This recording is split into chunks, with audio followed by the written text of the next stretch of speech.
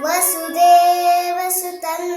ದೇವಂ ಕಂಸಚಾಣೂರಮರ್ದನಂ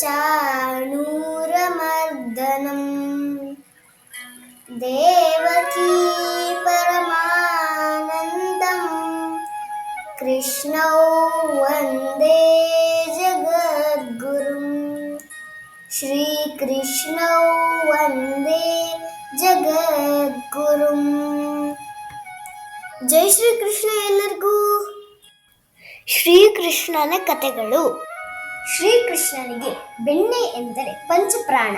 ಆಗಾಗ್ಗೆ ಬೆಣ್ಣೆ ಮತ್ತು ಮೊಸರಿನ ಕುಡಿಕೆಗಳನ್ನು ಗೋಪಿಯರು ಎಲ್ಲಿ ಇಟ್ಟಿದ್ದಾರೆ ಎಂದು ಹುಡುಕಾಡುತ್ತಿದ್ದ.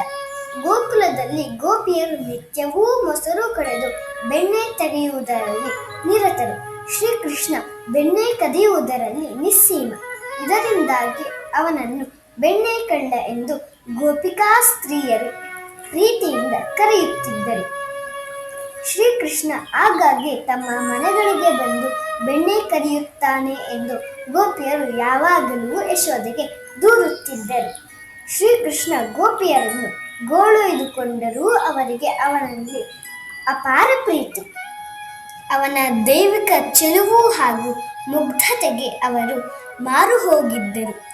ಶ್ರೀಕೃಷ್ಣ ಗೋಪಿಯರೊಡನೆ ತುಂಟತನದಿಂದ ವರ್ತಿಸಿದರೂ ಅವರು ಅವನ ತುಂಟತನವನ್ನು ಮೆಚ್ಚಿಕೊಂಡಿದ್ದರು.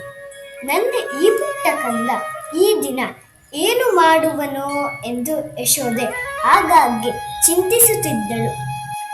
ಅವನು ಮಡಕೆಗಳಲ್ಲಿ ಸಂಗ್ರಹಿಸಿಡಲಾಗುತ್ತಿದ್ದ ಬೆಣ್ಣೆಯನ್ನು ಕೈತುಂಬ ತೆಗೆದುಕೊಂಡು ಬಾಯ್ತುಂಬ ಮೆದ್ದು ಮುಖಕ್ಕೆಲ್ಲ ಬೆಳೆದುಕೊಂಡು ಸಂತಸ ಪಡುವನು. ಇಂದಿನ ಕತೆ ಮುಗಿಯಿತು. ಮುಂದಿನ ಕಥೆಯೊಂದಿಗೆ ಭೇಟಿಯಾಗುತ್ತೇನೆ. ಧನ್ಯವಾದಗಳು.